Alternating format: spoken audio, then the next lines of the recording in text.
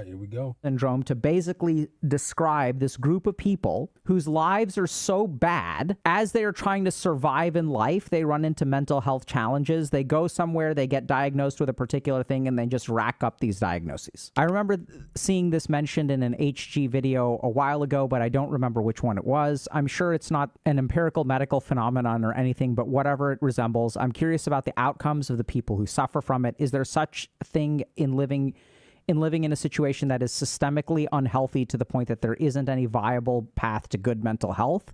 Can people overcome shit life syndrome? Some time ago, I talked about this term shit life syndrome. So when I was a second year resident maybe intern at Massachusetts General Hospital, I was working with a very, very talented nurse practitioner. She would go see patients, and then I would ask her, what's the diagnosis of the patient? And then sometimes she would say that this patient has shit life syndrome. And so I was really intrigued by the term, and I would ask her, like, what does that mean? And she would basically say, like, okay, so you have these people who come into the emergency room, and if you look at what their diagnosis is, they have like 15.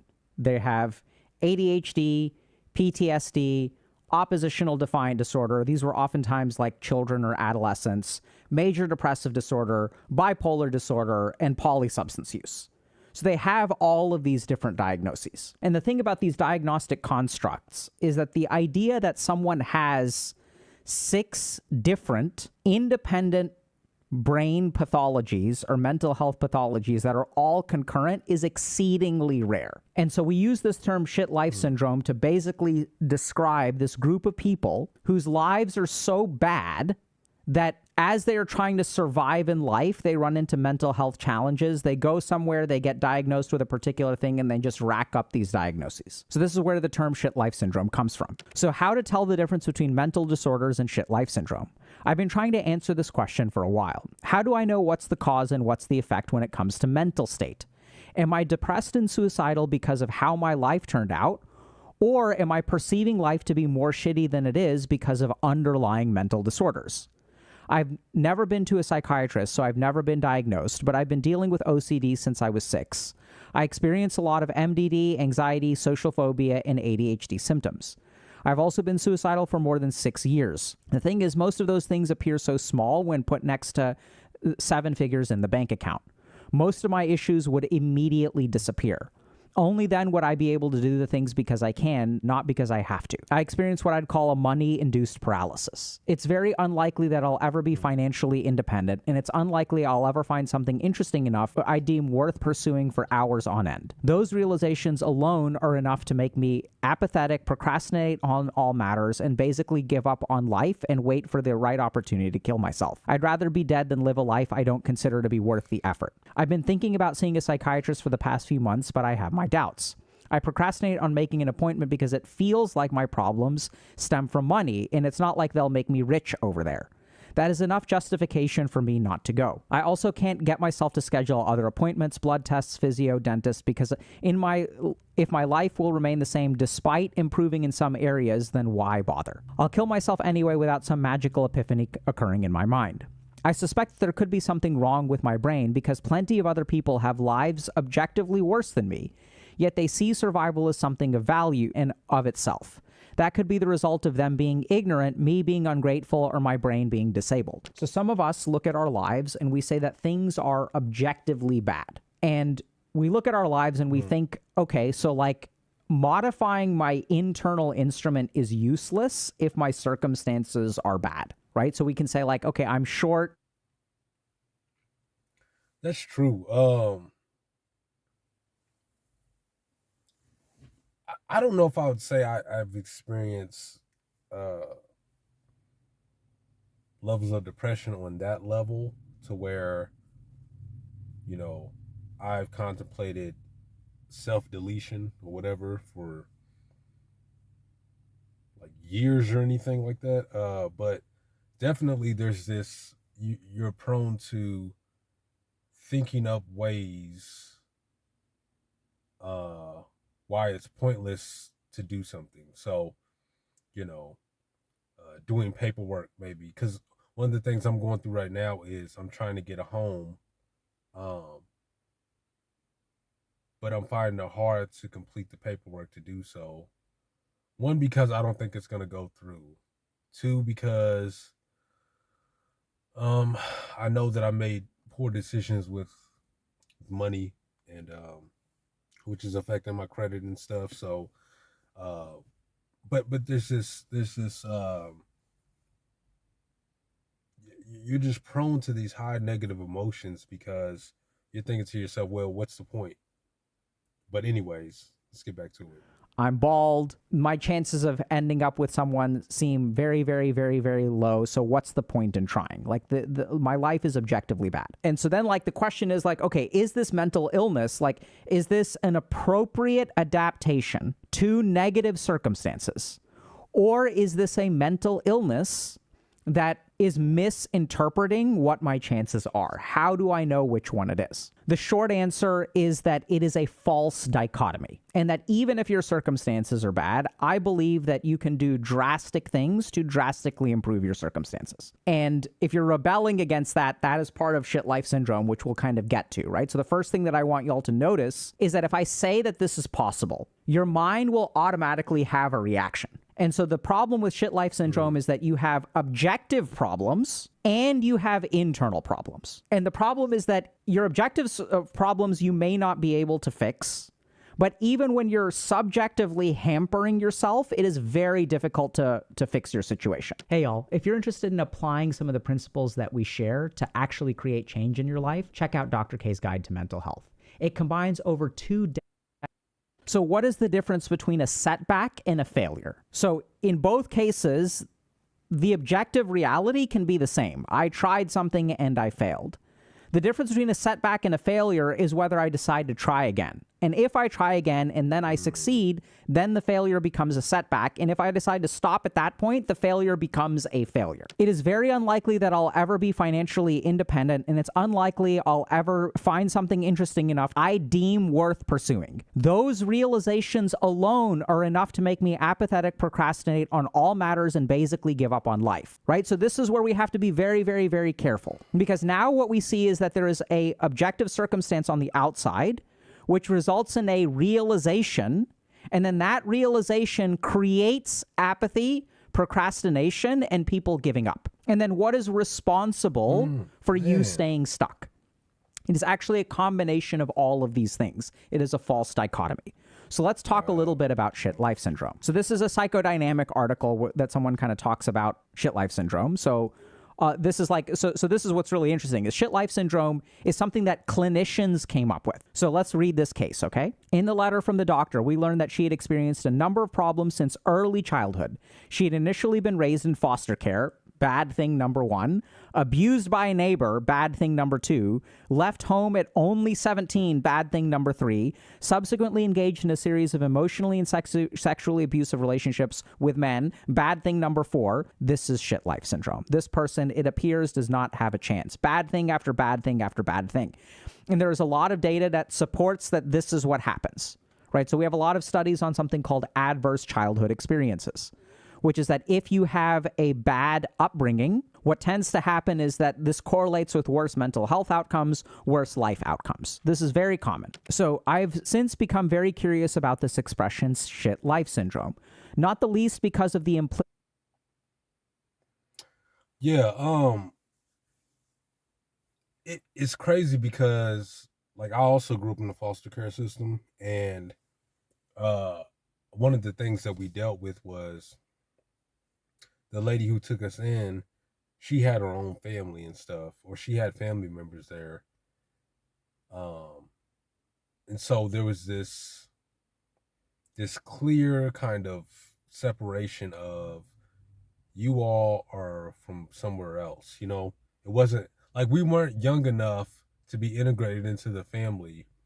We had already been to a few foster homes, and so we weren't young enough to be integrated into the family through experience and through just indoctrination. So we knew we weren't their family, and when their family came over out of town to visit, like we were reminded that we weren't their family. So foster care brings I think a lot of trauma because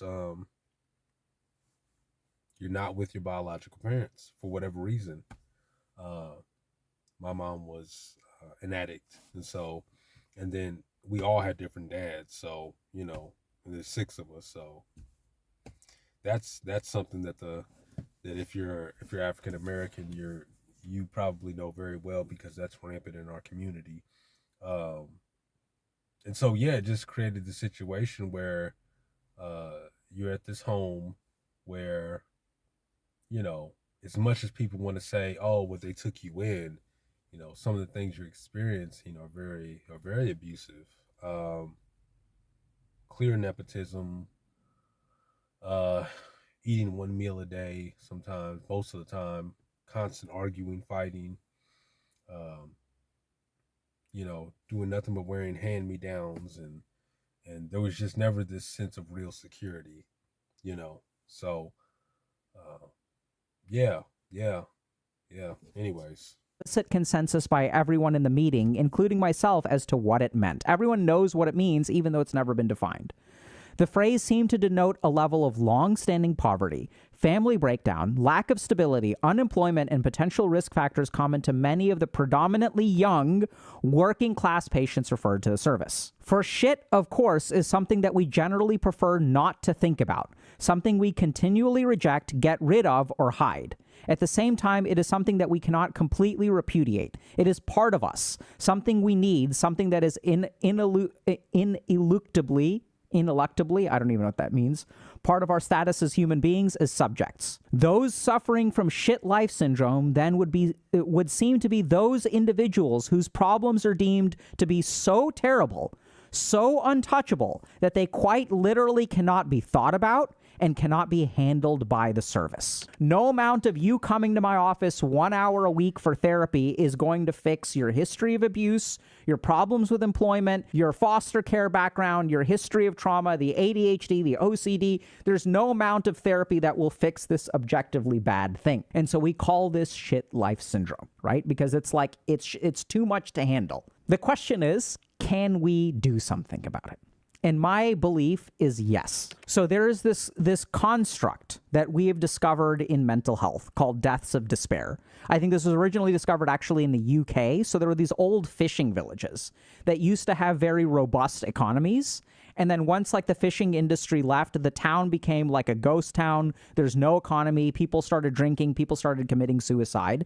And as we tunnel down into why are people killing themselves, what we discovered is that there's a lot of systemic factors that are causing this. What we find is everyone in this town is an alcoholic and is suicidal. Not everyone, but the rates are way higher. And then in this neighboring town where things are socioeconomically better, like the climate is the same, the water is the same, but like the economic situation is different, we see way less suicide and alcoholic liver disease, among other things. So systemic problems have systemic solutions. I 100% believe this. This is part of the reason we started Healthy Gamer in the first place. So I want y'all to really think about this. Why did we start this? Because I saw a systemic problem that I realized no amount of like talking to people in my office is going to fix. What I saw in my office was an increasing number of people who did not know how to live life. They didn't know how they work. And since you don't know how you work, you can't figure out how to live life. So this is what I want y'all to understand. You are a living organism. And the whole point of a living organism is that it interacts and is shaped by its environment. We are in a homeostatic relationship with our environment. We adapt to our environment. We shape our environment. So it goes both ways. So if it's hot outside, I will start to sweat. If it is cold outside, that's called diaphoresis. If it's cold outside, I will have piloerection, which means I will have goosebumps and my hair will stand on end. My physical body adapts to the circumstances around me in order to try to succeed in this scenario. So when we say that people with shit life syndrome, is this shit life syndrome, is this mental illness? The answer is both. Mental illness is oftentimes the consequence or the adaptation to negative circumstances. Okay? So I'll give you all a simple example. We consider PTSD a mental illness. And why is it a mental illness? Because it does not allow human beings to live their life normally. But what we also know about PTSD is that it is an adaptation. It is a mechanism of survival that the organism goes through. So as a simple example of this, If I've been traumatized in some way, my body is on high alert. My heart rate goes up, my blood pressure goes up. I start to think more catastrophically, which is not a bug, it's a feature, it's an adaptation. When the brain is faced with danger, we need to focus on the worst case scenarios, not the middle of the road scenario. The problem is that these adaptations, which allow us to survive, prevent us from thriving, because these two goals are fundamentally different. So the problem in shit life syndrome is that the way that you wire is not to succeed, it is to survive. Now, I want y'all to think about. Right. Man, that goes deep. This is my second time watching it, and I'm pulling more from it. But that's so crazy, because like, even now as an adult, a 35-year-old man with kids now, I think this way a lot.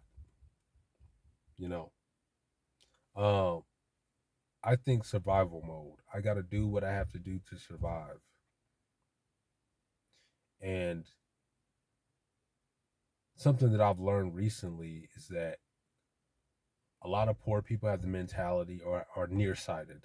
And so that causes you to think of, what can I do to handle the problems that are most recent? So the problems that are coming up in a week, 2 weeks, a month.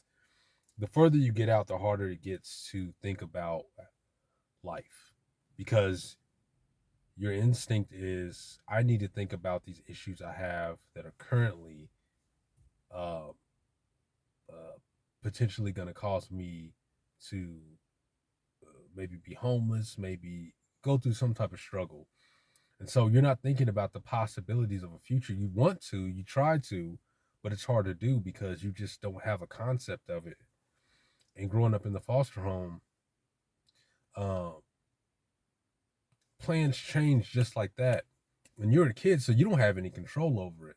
So people are saying, oh, we're going to do this thing, we're going to take you guys to the water park, and then, oh no, you guys can't go now because somebody spilled the soda or something. You know what I mean? So life, like, so many disappointments were happening. I think that me and my siblings, we took on a mentality of, well, shit, it's not going to work out for some reason. There's some little thing that's going to come up that's going to cause it not to work out. So, it's terrible. It's terrible programming. And I'm not free of it yet. And I really don't know how to get free of it. But I didn't know that it could be worded like this. Like, I took on that mindset to adapt to that environment where I didn't have any control. But it's maladaptive because it doesn't do me any good in how life actually works. In the real world, it doesn't do you any good to think that way. And so, yeah. So I'm gonna watch a little bit more, but I don't want this video to be too long. But this is a good video. I'll put the description in the bottom, so you guys can watch it for yourself if you want to. I subscribed right away. Like, that's how good it was. And I rarely do that. So, but yeah. So I'll watch a few more minutes. The implications of that. Really think about that. For example, like, I'll give you all just a couple of examples. So one thing that we develop is something like low self-esteem. Or, we talk about this in the trauma guide, one of the things that we see in shit life syndrome is the inability to consider the future. So if we look at this post and you read it, this person is not future oriented. They are not planning for the future. They are not doing steps 1, 2, 3, 4, 5, 6, 7, 8, 9, 10. They are simply existing and responding to the environment. They are apathetic. They procrastinate, and they're not exerting an influence to change their situation. Now, people can call this laziness, but it's not laziness. It's an adaptation. So let's understand this. I'll give you all just one example. So when someone grows up in a deficient environment, an environment that does not have stimulation, what happens is if we grow up in an environment where we are not allowed to plan for the future, if we grow up in an environment where our circumstances control our future, our brain loses sight of the ability to plan for the future. Okay, so I'll give you all a simple example. Let's say I'm a kid and I want to have a birthday party because all my friends have a birthday party. So I go to my mom and my dad and I say, hey, Mom and Dad, can I have a birthday party this weekend with my friends? And your mom and dad say, sure. Then what happens is if you think about being a 7-year-old, you can't plan your own birthday party. You don't know how to order cake. You don't know how to invite friends. You don't know how to do any of that. So it is your parents' responsibility to do all of those things. But if you have a single parent household and your parent is working 3 jobs, if you have parents who struggle with substance use, if you have parents who don't know how to operationalize their own problems because they have a history of trauma, they don't know how to make your birthday party. And so what happens is or in the worst case scenario, your parents say, yeah, we can have a birthday party. And then the day before the birthday party, one of your parents is drunk and angry, and they arbitrarily punish you for nothing that you did wrong. And they say, you don't get a birthday party because you're making too much noise. You don't understand how to be respectful. Unrespectful kids, disrespectful kids don't deserve birthday parties. Now, when you grow up in an environment like this, what is the cost of thinking about the future? Just pain. You told all your friends, hey, I'm going to have a birthday party. And what happens? Your birthday party gets canceled. Now you're ashamed. Now you feel disappointed. Now you feel like your expectations have been let down. So what we see on research from complex PTSD especially is that the capacity for your brain to think about the future requires that when you were a child and you think about the future, that is rewarded. But if thinking about the future leads to a punishment, leads to expectations that get dashed, lead to suffering, then your brain is like, this is a waste of time. Thinking about the future only results in pain and nothing good ever comes of it. So we're going to stop thinking about the future. Then the problem is that these adaptations cause future problems because you don't know how to craft a life that is fulfilling, right? So this person may not even know, they say pursuing a passion, I don't know how to pursue a passion. So the adaptations that we use to survive are the very things that prevent us from thriving. Now, here's the really tricky thing, is it turns out that these adaptations that you make will be deterministically bad for you in the future, okay? So remember that the organism is in homeostasis with the environment. We're trying to survive. So we're forming certain kinds of adaptations. So if we look at some of these adaptations, what we find is that these adaptations will become problematic in the future. So what we know is that when people have a history of trauma and when they suffer from depression, which by the way can be an appropriate, almost like an adaptation or maladaptation from your circumstances. So here's the chain of reasoning, okay? Adverse childhood experiences increase the risk of depression. So if you've had a shit life, you are more likely to have depression. Once you add depression into the mix, that creates perspective problems. So there are multiple theories behind this, but they're basically all agree that there's some kind of bias in our mind. So we have memory biases. This is wild. So what we know is that there are memory biases in depression. So a memory bias for negative material found that individuals diagnosed with depression recalled more generic or overgeneral memories than did their non-depressed counterparts, okay?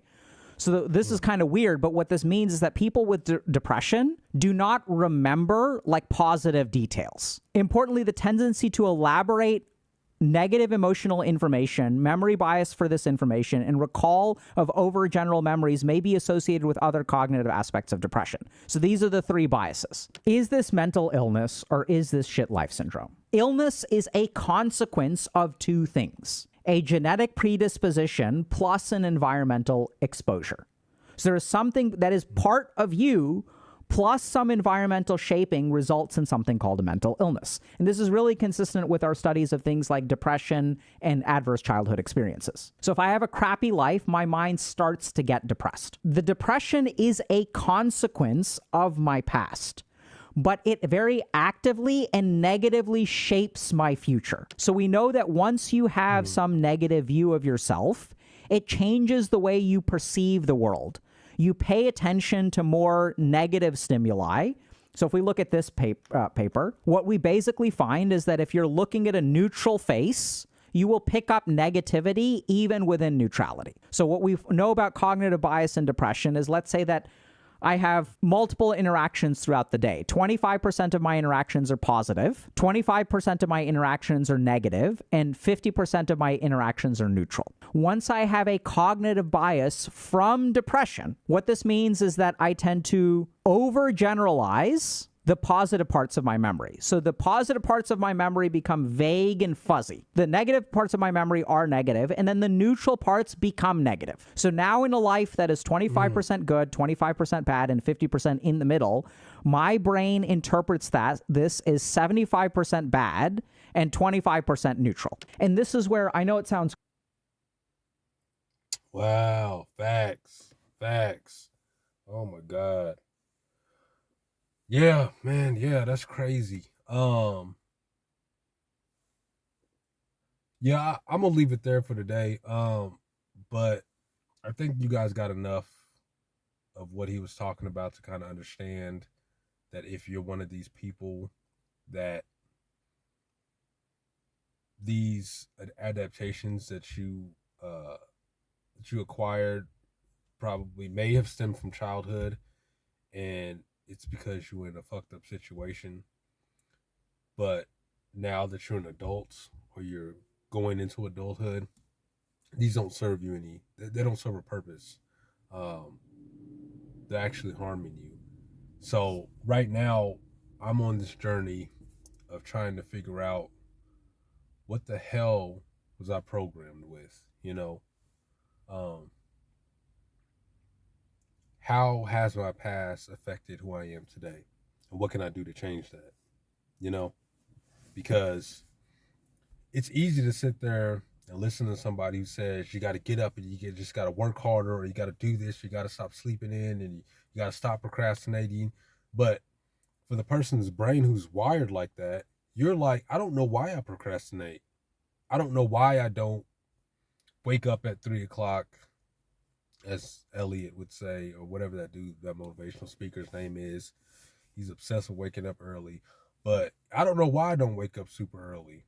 I don't know why I procrastinate. I don't know why I do X, Y, and Z. I don't know why I self sabotage. I have no idea why.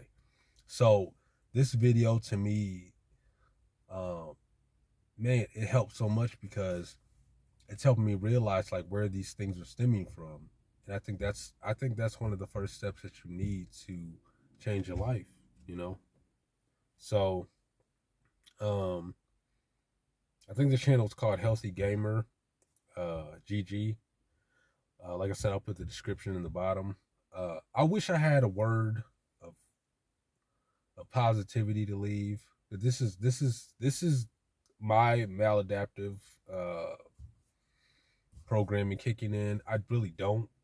I just wanted to share it because it's causing me to really think about a lot of things, and it's helping me. Uh, but I'm going through it.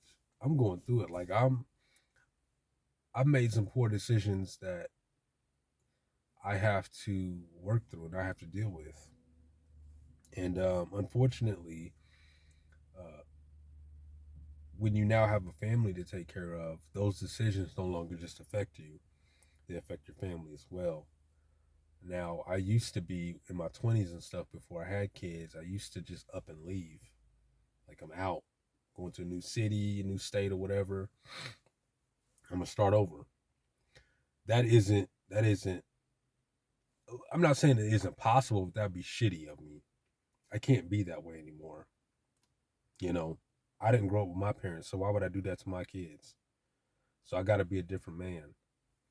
But I'm fighting that, you know what I mean? Because uh, I don't understand why I continue to do the things that I do. Um, now I have a better idea, but now I need to change. So I have to, I can't stay this way, and um, I'm not gonna leave my kids, whether that means uh, leaving physically, going somewhere else, or leaving spiritually. If you get my drift. Um, none of those are an option because uh, that doesn't ensure that they have a good future. That does increase the possibility that they'll grow up like me, you know, because I don't know the man that'll be in their life if I'm gone. You know, maybe he's abusive. Maybe he's a better man. I don't know, but I gotta stick to it. I gotta get myself out of this. You know, I got myself into it, and it's gonna be a struggle. You know, I think the biggest thing for me is like feeling shamed, feeling shameful.